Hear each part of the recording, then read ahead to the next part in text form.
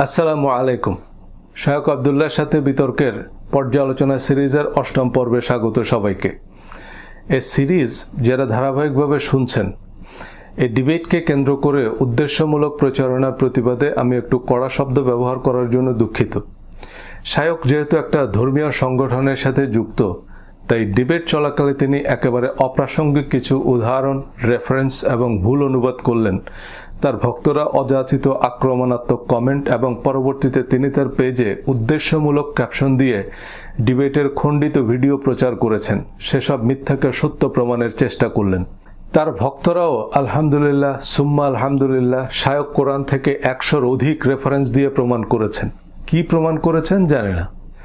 আমরা আসলেই জানি না আমাদের শায়খরা আমাদের কি দিয়ে কি বুঝ দেন, কারণ শায়খ নিজেও আসলে জানেন না। তিনি তার শায়খকে যা বলতে শুনেন তাই বলেন, কোরআন হাদিস মিলিয়ে দেখেন না। কোরআন হাদিসের সাথে না মিললেও শায়খের কথাই চূড়ান্ত। তখন কেবল কোরআন পড়লে হবে না, হাদিস লাগবে। শুধু হাদিস পড়লে কি হবে? হাদিসের আবার ৪৫০০ খণ্ডের সরা পড়া লাগবে। আরবি, উর্দু, তেলেগু ভাষা সহ ৪২ রকমের এলেম লাগবে সেসব সরা বুঝতে। এসবই ফাঁকা ওয়াজ।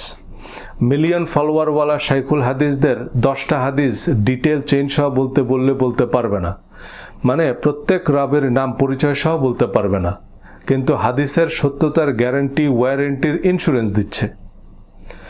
এটা হাদিসে নাই, বা এই হাদিস জাল, তাই এটা বেদাত। এই বলতে বলতে এখন বলা শুরু করেছে কোরআনে কোথাও নাই। কবে যে বলা শুরু করবে যে কোরআনের ওই আয়াত জাল বা ওইটা আমেরিকার কোরআন। আস্তাগফিরুল্লাহ। এবার আসি, আমি আতিউল্লাহ এটার শব্দই বাদ দিলাম, কেন আতিউল্লাহ শব্দ বললে উনি অন্য বিভিন্ন ব্যাখ্যা করবে। এবার আমরা আসি, ইত্তাবিউ এই কথাটা পবিত্র কোরআনে ব্যবহার হয়েছে। পবিত্র কোরআনে কোথাও ইত্তাবিউল্লাহ, আল্লাহকে ইত্তেবা করো, এই কথা ব্যবহার হয়নি। কেননা আল্লাহ সুবহানাহু ওয়া তাআলা ইত্তেবা করার জন্য যেটা ইত্তেবার শাব্দিক অর্থ, সেটা হচ্ছে আইয়াসিরা রাজুলু ওয়া আনতা তাসিরু ওয়ারাহু। একজন ব্যক্তি সামনে হাঁটবে এবং তার পিছনে আরেকজন হাঁটবে, দেখে দেখে যে সে কোথায় কোথায় পা ফেলতেছে, এটার নাম ইত্তেবা। এটার জন্য দেখা লাগে, অনুসরণ করা লাগে। তো এটা সম্পূর্ণরূপে, ইত্তেবাটা সম্পূর্ণরূপে আল্লাহ রাসূলের সাথে খাস। সেটা আল্লাহ সুবহানাহু ওয়া তাআলা পবিত্র কোরআনে স্পষ্ট করে বলতেছেন, আল্লাযীনা ইয়াত্তাবিউনা আর-রাসূলান নাবিয়্যাল উম্মি, উম্মি নবীকে যারা অনুসরণ করে, ইত্তেবা করে, ইতাআত নয়, ইত্তেবা করে। আল্লাযী ইয়াজিদুনাহু মাকতুবান ইনদাহুম ফিত তাওরাত ওয়াল ইনজিল, যেই উম্মি নবীকে তারা লিখিত আকারে পেয়েছে তাদের তাওরাত এবং ইনজিলে। ইয়া'মুরুহুম বিল মা'রুফ ওয়া ইয়ানহাহুম আনিল মুনকার, যেই নবী তাদেরকে সৎ কাজের আদেশ দেয়, অসৎ কাজে বাধা দেয়। আরো কি করে? এবার দেখেন নবীর স্বাধীন সত্তা হালাল হারাম করার ক্ষেত্রে। ওয়া ইউহিল্লু লাহুমুত তাইয়্যিবাত, নবী তাদের জন্য হালাল করে দেন। ওয়া ইউহাররিমু আলাইহিমুল খাবায়েস, এবং খাবায়েস জিনিস তাদের জন্য হারাম করে দেন। কে করেন? নবী করেন। পবিত্র কোরআন আল্লাহ সুবহানাহু ওয়া তাআলা বলে দিয়েছে। এবার এখানে যে নবী আলাদা, সেটা এই আয়াতের শেষে গিয়ে আরো স্পষ্ট হয়। এই আয়াতেরই, এটা সূরা আরাফে ১৫৭ নম্বর আয়াত আমি পড়তেছি।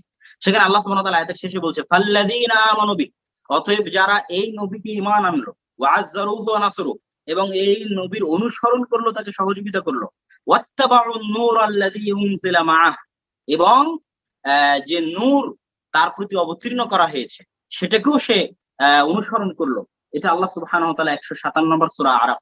এখানে আল্লাহ কিতাবুল্লাহ এবং রাসূলুল্লাহ দুইজনকে আলাদা করেছেন, এবং রাসূলুল্লাহকে হালালকে হারাম করার এবং হারামকে হালাল করার উনি এখানে সম্পূর্ণরূপে পারমিশন দিয়েছেন। কোরআনে কোথাও আল্লাহকে ইত্তেবা করতে বলা হয়নি, এটা একটা জলজ্যান্ত মিথ্যা তথ্য। বরং কোরআনে আল্লাহ ছাড়া অন্য কাউকে ইত্তেবা করতে নিষেধ করা হয়েছে। জলজ্যান্ত বলছি এ কারণে যে একটু আগেই এই আয়াতগুলোর রেফারেন্স দিয়েছি, তার মানে তিনি ধরে নিয়েছেন যে পাবলিক এগুলো বুঝবে না। ইত্তেবা শব্দের অর্থ তিনি করলেন যে একজন ব্যক্তি সামনে সামনে হাঁটবে, তার পিছনে আরেকজন হাঁটবে, অর্থাৎ তার ফুট স্টেপ ফলো করবে। দুঃখজনক বিষয় হচ্ছে ডিবেটের তৃতীয় স্লটে আমি ২টি আয়াতের রেফারেন্স দিয়েছে, সেখানে ৩বার ইত্তেবা শব্দটা আছে, কিন্তু তিনি তা কানেই তুললেন না, সেগুলোর কোনো জবাবও তিনি দিলেন না। তিনি খতম তারাবি পড়িয়ে গেলেন।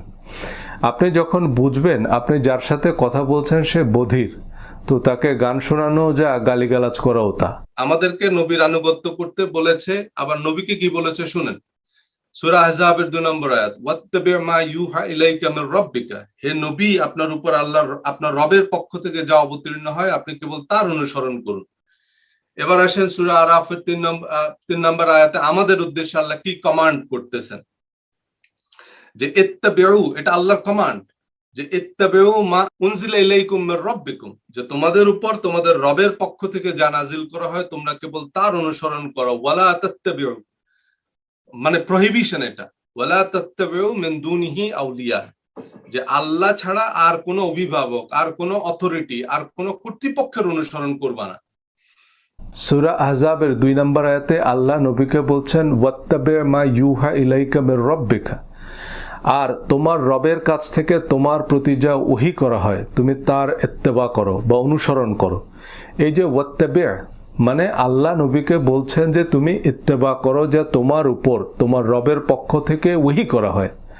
ডিবেটে এই আয়াতের আগে আমি সূরা আনআমের 19 নম্বর আয়াতের রেফারেন্স দিয়েছি যে নবীর উপর কেবল কোরআনকে ওহী করা হয়।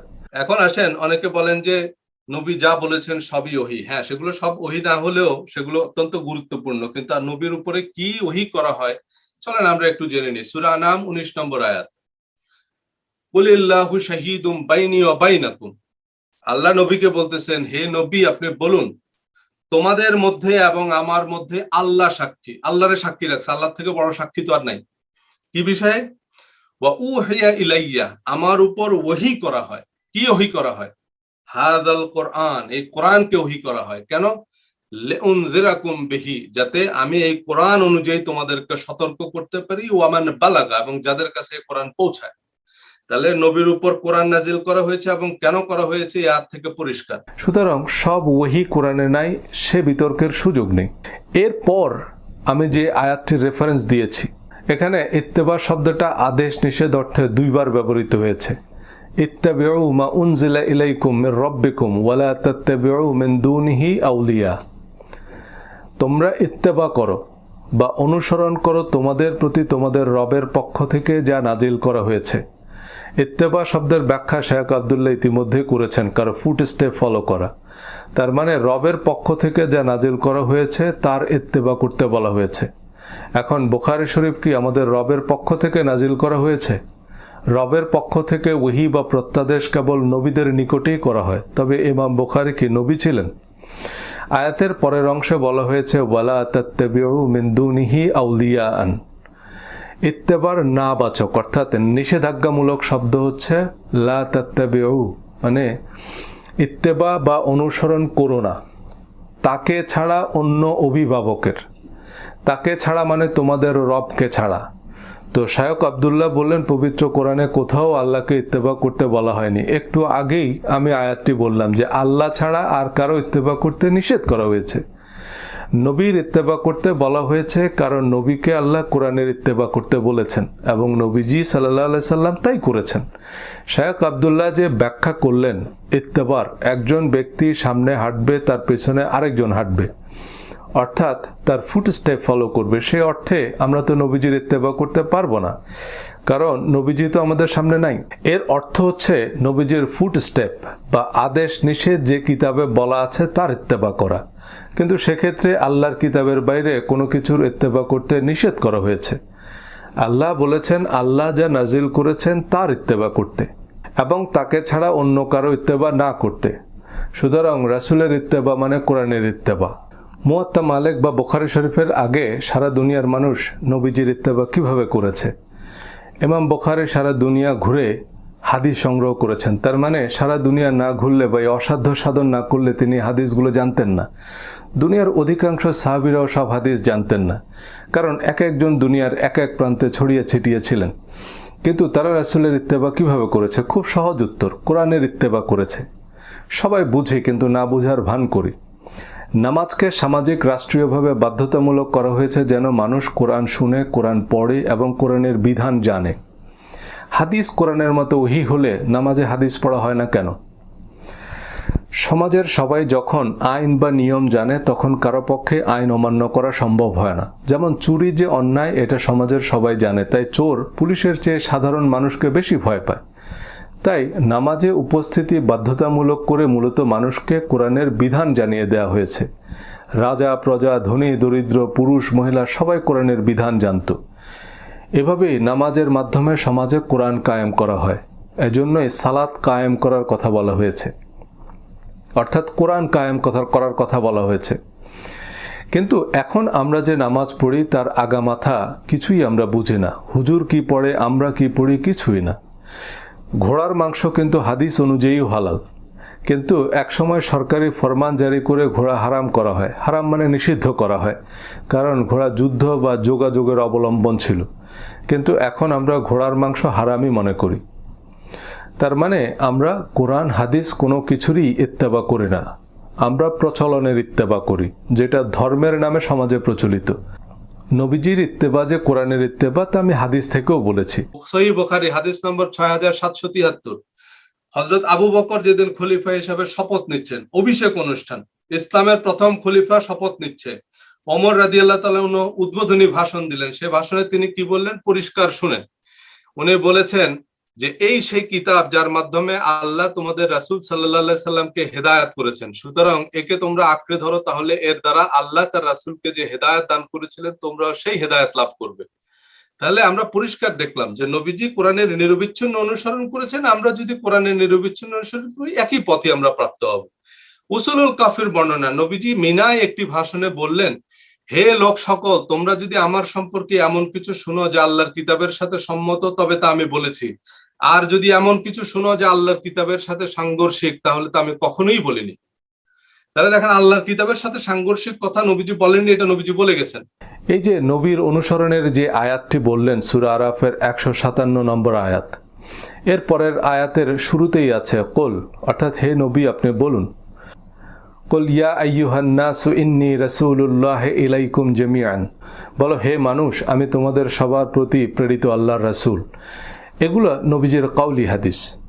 নবীজি মানুষের উদ্দেশ্যে কি বলেছেন তা আল্লাহ বর্ণনা করেছেন। আল্লাহ নবীজিকে বলেছেন আপনি মানুষের উদ্দেশ্যে কথাগুলো বলেন। এভাবে হে নবী আপনি কাফেরদের বলুন, হে নবী আপনি ইমানদার পুরুষদের বলুন, ইমানদার নারীদের বলুন, আপনি আপনার স্ত্রীদের বলুন। এগুলো সব নবীজির কাউলি হাদিস। সূরা নিসার আয়াতের রেফারেন্স দিয়েছেন, এই রেফারেন্স কি ওনার আর্গুমেন্টের সাথে যায়? নবীর আনুগত্য কিভাবে করব? আল্লাহর অনুমতি ক্রমে। ওয়ামা আরসালনা মির রাসূলিন ইল্লা লিইউতাআ বিইজনিল্লাহ, আর আমি যে রাসূল প্রেরণ করেছি তা কেবল এজন্য যেন আল্লাহর অনুমতি ক্রমে তাদের আনুগত্য করা হয়। একটু খেয়াল করলেই দেখবেন কোরআনের আয়াত খুব স্পষ্টতই হাদিস থেকে আলাদা। ধরেন আমি বলছি সজল তুমি বলো, তার মানে কথাটা আমার নয়, কেউ আমাকে বলতে বলছে। কোরআনের আদেশ নিষেধ সূচক আয়াতের শুরুতে দেখুন হে নবী আপনি বলুন, অর্থাৎ কথাটা নবীর নয়, আল্লাহ নবীকে বলতে বলছেন। এজন্যই কোরআনের ইত্তেবা মানে আল্লাহর অনুমতি ক্রমে রাসূলের আনুগত্য করা। তবে বোঝার জন্য আমরা হাদিস, তাফসির, ইতিহাস, হাফেজ, আলেম, বিজ্ঞানী, ভাষাবিদ সবার সহায়তা নেব, কিন্তু বুঝতে হবে কোরআন। নইলে অনেকেই তর্কে জেতার জন্য, নিজের মানহাজ, মাযহাব বা মাসালা ঠিক প্রমাণের জন্য কোরআনের এমন ব্যাখ্যা দিবে যা বিশ্বাস করলে আপনি আবু জেহেলের মতো মুশরিক হয়ে যাবেন। কোরআন ব্যাখ্যার দায়িত্ব উনি এভরিবডির উপর ছেড়ে দিতে পারেন না।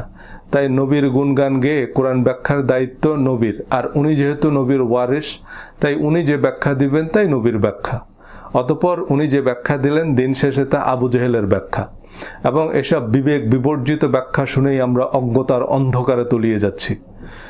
আগামী কয়েকটি পর্বে আমি শায়খের দেয়া বিভিন্ন বিভ্রান্তিকর তথ্য, আপত্তিকর ব্যাখ্যার বিশ্লেষণ করব।